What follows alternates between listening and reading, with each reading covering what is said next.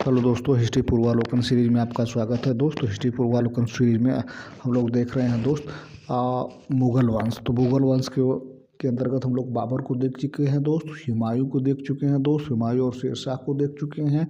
अब इस सीरीज के अंतर्गत हम लोग चौथे टॉपिक में, अब हम लोग मुगल वंश के अंतर्गत चौथी क्लास में दोस्त, चौथे टॉपिक में हम लोग देख रहे हैं अकबर को। महान मुगल सम्राट अकबर के बारे में देखेंगे। तो दोस्त, पहले कुछ हम लोग थियोरी के पार्ट देख लेते हैं, कुछ थियोरी देख लेते हैं अकबर के बारे में, उसके बाद हम लोग PY क्वेश्चन लगाएंगे। ठीक है दोस्तों, आइए कुछ प्रमुख बातें जो अकबर के बारे में हैं वो कुछ जान लेते हैं। तो आइए कुछ प्रमुख बातें जान लेते हैं भैया अकबर के बारे में। ठीक है दोस्त।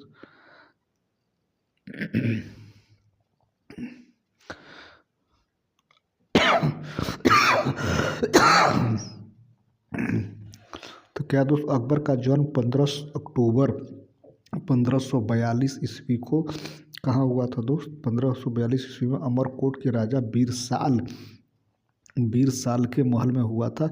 14 फरवरी 1556 को पंजाब में गुरदासपुर जिले के निकट कालानौर नामक स्थान पर बादशाह घोषित किया गया, अकबर को राजा घोषित किया गया था। इस समय उनकी आयु कितनी वर्ष थी भैया? 14 वर्ष से कम थी। शाह अब्दुल माली ने अकबर के राजाभिषेक में सम्मिलित होने से इनकार कर दिया था। हुमायूं ने इसे फर्जंद पुकारता था। बैरम खां अकबर का संरक्षक था। अकबर ने उसे अपना वकील वजीर नियुक्त किया था। उसे खान ए खाना की उपाधि से विभूषित किया था। ठीक है दोस्त, खान ए खाना की उपाधि से विभूषित किया था। किसे भैया? अकबर ने खान ए खाना की उपाधि से उसे भूषित किया था। अकबर ने सर्वप्रथम कछवाहा राजपूतों से वैवाहिक संबंध स्थापित किए थे। जिस समय अकबर ख्वाजा मोइनुद्दीन चिश्ती की दरगाह की यात्रा हेतु जा रहा था तो सागौर नामक स्थान पर 20 जनवरी 1562 ईस्वी में आमेर के राजा बहारमल बादशाह की सेवा में उपस्थित तो हुआ। उसने अकबर की अधीनता स्वीकार की तथा उसे अपनी ज्येष्ठ पुत्री हरखा बाई, लोक प्रचलित नाम है जिसे बाद में जोधा बाई कहा गया दोस्त, का विवाह करने की इच्छा भी व्यक्त की। अकबर ने राजा का प्रस्ताव स्वीकार कर लिया। अजमेर से लौटते समय सांभर में 6 फरवरी 1542 ईस्वी को उसने राजा बिहारी मल की पुत्री से विवाह किया। यह अकबर का प्रथम राजपूत कन्या से विवाह था। इस प्रकार बिहारी मल भारमल जिन्हें भी कहते थे तो पहला राजपूत राजा था जिसने स्वेच्छा से अकबर की अधीनता स्वीकार की। इस राजपूत राजकुमारी से शहजादे सलीम जहांगीर का जन्म हुआ था। तो इस राजकुमारी से इसका जन्म हुआ था दोस्तों, जहांगीर का जोधाबाई से जहांगीर का जन्म हुआ था।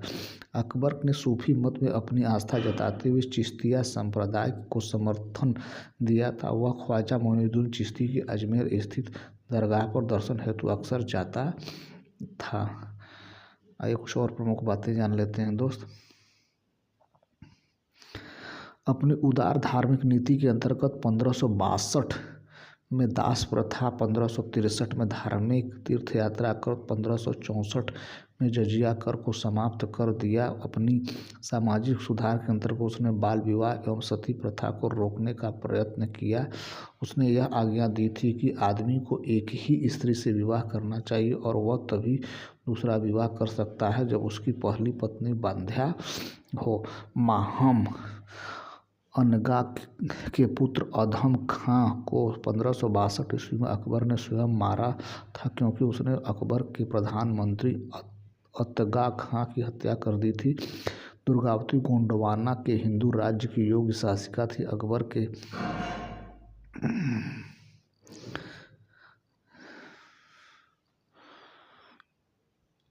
फिर से देख लेते हो। महाअनगा के पुत्र अधम खां को 1562 में अकबर ने स्वयं मारा था, क्योंकि उसने अकबर के प्रधानमंत्री अतगा खां की हत्या की थी। दुर्गावती गोंडवाना के हिंदू राज्य की योग्य शासिका थी। अकबर के आक्रमण 1565 के फलस्वरूप शत्रु से घिर जाने के बाद इस वीर रानी ने आत्महत्या कर ली थी। आइए कुछ प्रमुख बातें और जान लेते हैं भैया। 1565 में मारवाड़ के शासक रामचंद्र सेन के भाद्रजुड़ में मुगल सेनाओं का सामना किया, लेकिन चारों तरफ से घिर जाने के कारण उसे सिवान जाना पड़ा। रावचंद्र सेन 1579 में सोजल पर अधिकार कर लिया। अंततः अकबर को पुनः सेनाएं भेजकर उसे पर आक्रमण करवाया, लेकिन वह पहाड़ी क्षेत्रों में चला गया और 1581 में उसकी मृत्यु हो गई। हल्दी घाटी के पीछे अकबर का मुख्य उद्देश्य राणा प्रताप को अधीन लाना था। अकबर ने अप्रैल 1576 ईस्वी में मान सिंह के नेतृत्व में 5000 सैनिकों को राणा प्रताप के विरुद्ध भेजा। मान सिंह मंडलगढ़ के मार्ग से होता हुआ गोगुड़ा गढ़ से 24 मील दूर हल्दी घाटी दर्रे के निकट पहुंचा। राणा प्रताप भी मुगल सेना का सामना करने के लिए पहाड़ियों से उतर आया। फलतः जो युद्ध हुआ वह हल्दी घाटी युद्ध के नाम से प्रसिद्ध हुआ, जिसमें राणा पराजित हुआ और उसे अरावली की पहाड़ियों में शरण लेनी पड़ी। मेवाड़ राज्य ने अकबर की सभ्यता स्वीकार नहीं की थी। राणा प्रताप ने लंबे समय तक मुगलों से युद्ध लड़ा। राणा प्रताप की मृत्यु के बाद उसके पुत्र राणा अमर सिंह महाराणा प्रताप की मृत्यु के बाद उसके पुत्र राणा अमर सिंह ने 1615 में जहांगीर से संधि कर ली थी। किसे भैया? तो मुगल सम्राट जहांगीर से संधि कर ली थी। जब शहजादा सलीम ने विद्रोह कर इलाहाबाद में स्वतंत्र शासन की तरह व्यवहार करना आरंभ किया, तब अकबर ने 1602 ईस्वी में दक्षिण से अपने मित्र अबुल फजल को बुलाया। उसी समय सलीम के इशारे से ओरछा के बुंदेला सरदार कीरत सिंह देव ने मार्ग में अबुल फजल की हत्या कर दी। ठीक है दोस्त, आइए कुछ और प्रमुख बातें जान लेते हैं। दोस्त, अकबर पहला मुस्लिम शासक था जिसने इस बात का अनुभव किया कि मुगल साम्राज्य की सुदृढ़ता के लिए भारत की बहुसंख्यक हिंदू जनता का सहयोग प्राप्त करना नितांत आवश्यक है। उसने हिंदू मुस्लिम समुदायों को राष्ट्रीय एकता के सूत्र में बांधने का प्रयास किया। दोस्त,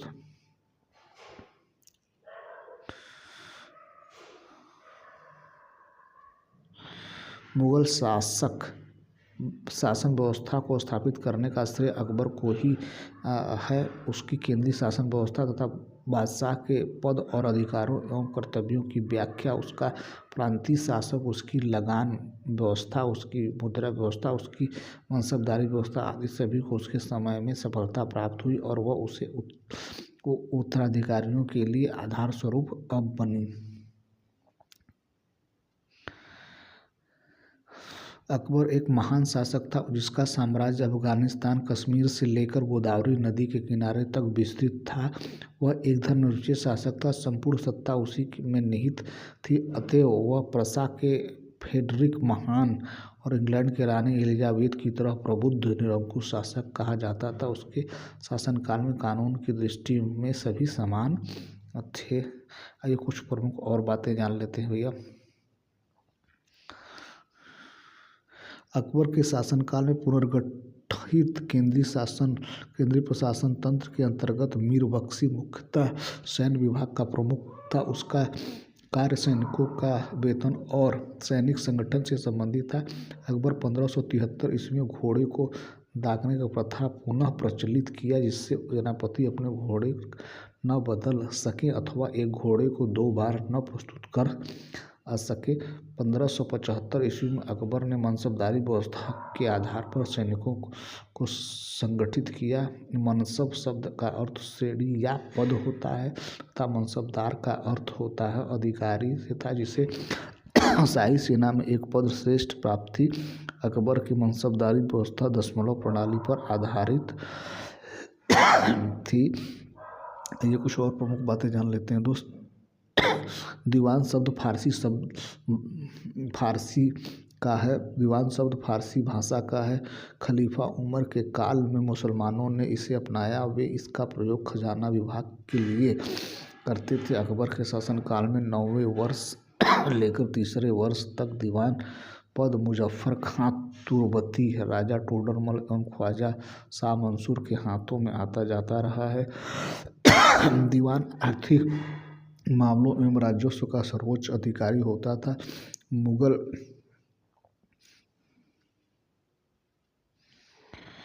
मुगल मनसबदारी प्रणाली मध्य एशिया से ली गई है। इस प्रकार वह सैन्य विभाजन चंगेज खां के नेतृत्व में मंगोल सेना में किया गया था। मुगल बादशाह अकबर ने मनसबदारी व्यवस्था को अपने शासन के 11वें वर्ष प्रारंभ किया। मनसब प्राप्तकर्ता 3 वर्गों में विभक्त थे। 10 से 500 तक उमरा, 500 से 2500 तक अमीर, 2500 से ऊपर दीवान ए आजम कहलाते थे। इसके अलावा जात और सवार की दृष्टि से भी 3 श्रेणियां बटी थीं। आइए कुछ प्रमुख बातें और जान लेते हैं दोस्त अकबर के बारे में। अकबर के शासनकाल में भू राजस्व वसूली के लिए जाप्ती प्रणाली प्रचलित हुआ, जो भू सर्वेक्षण भू राजस्व निर्धारण के लिए दस्तूर उल अमल जाप्ती खसरे की तैयारी पर आधारित थी। टोडरमल भू राजस्व के क्षेत्र में ख्याति पर अर्जित की थी। अकबर ने अपने शासन के 24वें वर्ष 1580 ईस्वी में आईने 10 साला टोडरमल बंदोबस्ती नामक नई प्रणाली शुरू की। इसके शुरू करके मुगल कालीन व्यवस्था को अस्थायी स्वरूप प्रदान किया। इस प्रणाली का वास्तविक प्रणेता टोडरमल था। इसी कारण इसे टोडरमल बंदोबस्त भी कहते हैं। उस समय टोडरमल अर्थ मंत्री था। उस समय मुख्य सहायक ख्वाजा शाह मंसूर था। इस प्रणाली के अंतर्गत अलग अलग फसलों पर पिछले 10 वर्षों के उत्पादन और उसकी समय के लिए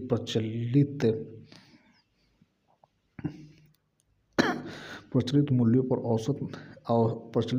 का औसत निकालकर उस औसत का 1/3 हिस्सा राजस्व के रूप में वसूला जाता था। अकबर कालीन भू राजस्व व्यवस्था 10 साला पद्धति बंदोबस्त व्यवस्था के नाम से भी जाना जाता था।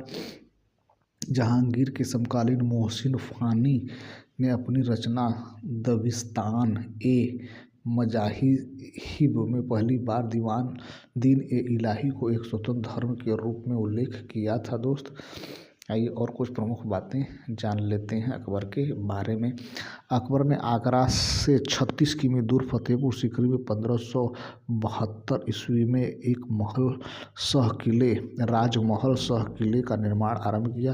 यह 8 वर्षों में बनकर तैयार हुआ। दोस्त इसमें जोधाबाई महल, पंचमहल, स्वर्ण महल अथवा सुनहरा मकान, दीवाने आम, दीवाने खास, मरियम की कोठी, तुर्की सुल्ताना की कोठी, बीरबल की कोठी आदि प्रमुख है।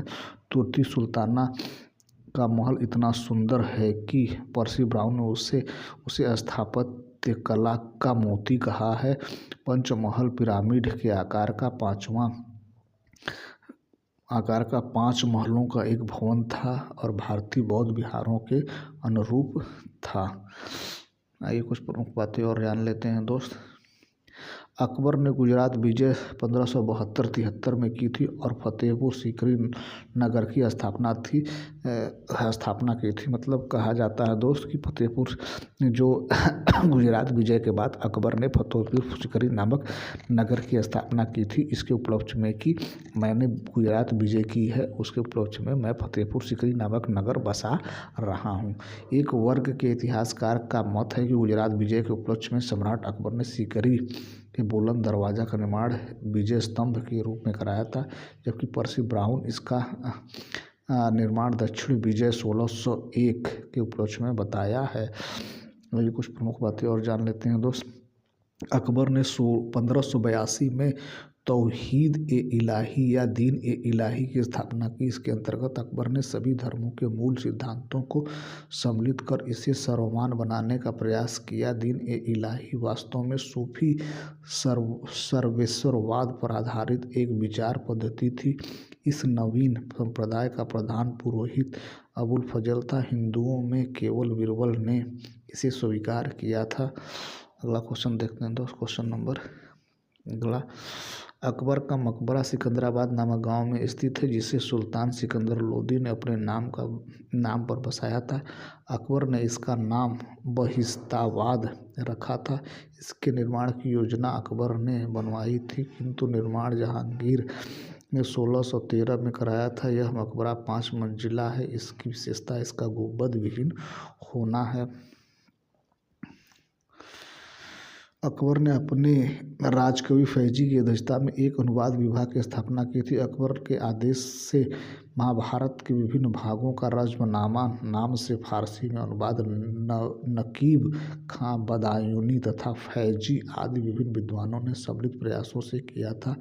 इसके अतिरिक्त बदायूनी ने रामायण का, फैजी ने लीलावती तथा अबुल फजल ने कालिया दमन का फारसी में अनुवाद किया। अकबर के दरबार के प्रसिद्ध ग्रंथकर्ताओं में सबसे प्रमुख कश्मीर का मोहम्मद हुसैन था। इसे अकबर ने जरी कलम की उपाधि प्रदान की थी। हरविजय सूरी वह जैन साधु था जो अकबर के दरबार में कुछ वर्ष तक रहा एवं जिसे जगत गुरु की उपाधि से सम्मानित किया गया। मुगल दरबार में एक अन्य विद्वान जीन चंद्र सूरी भी रहते थे। जिन्हें युग प्रधान की उपाधि प्रदान की गई थी।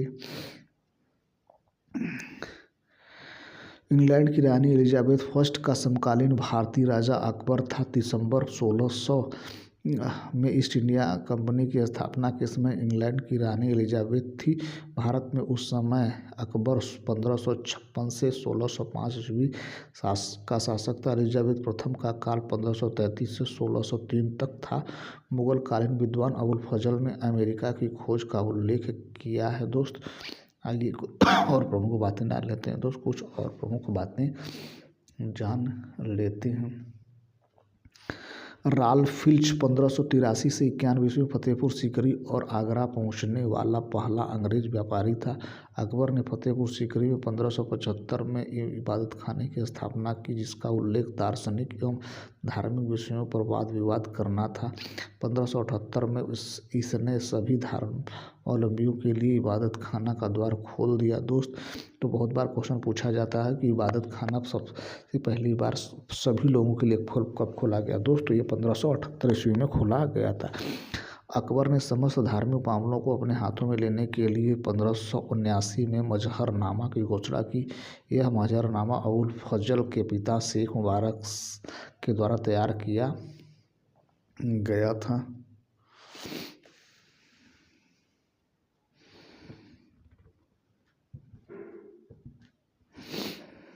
मजहर का अबुल फजल के पिता शेख मुबारक द्वारा तैयार किया गया था। मजहर को स्मिथ और बुल्जले हेग ने अचूक आज्ञापत्र कहा। मजहर जारी करने के बाद अकबर ने सुल्तान ए आदिल या इमाम ए आदिल की उपाधि धारण की। दोस्त अकबर स्वयं बसंत, होली, दीपावली जैसे त्योहारों उत्सवों में भाग लेता था। उसने तुलादान, झरोखा दर्शन आदि हिंदू त्योहारों को भी स्वीकार किया था। नेलपूल के अनुसार हिंदू राजाओं को एकजुट कर लेना अकबर के समय की सबसे स्पष्ट विशेषता थी। Doctor RP. त्रिपाठी के अनुसार अकबर अपने युग की संतान और पिता दोनों था। तो ये मोस्ट इम्पॉर्टेंट है भैया कि किसने कहा है कि अकबर जो है अपने युग का संतान और पिता दोनों था। तो ये आर.पी. त्रिपाठी ने कहा है। ठीक है दोस्त, तो ये रहा दोस्त अकबर से महत्वपूर्ण थियरी के प्रश्न। अब हम लोग कल से दोस्त अकबर से संबंधित जो भी पीवाई क्वेश्चन पूछे गए हैं उसको हम लोग कल के वीडियो में देखेंगे। तब तक के लिए थैंक यू सो मच। अगर हमारा प्रयास ठीक लगा हो दोस्त तो हमारे चैनल को सब्सक्राइब करिए, अपने दोस्तों को शेयर करिए। Thank you so much.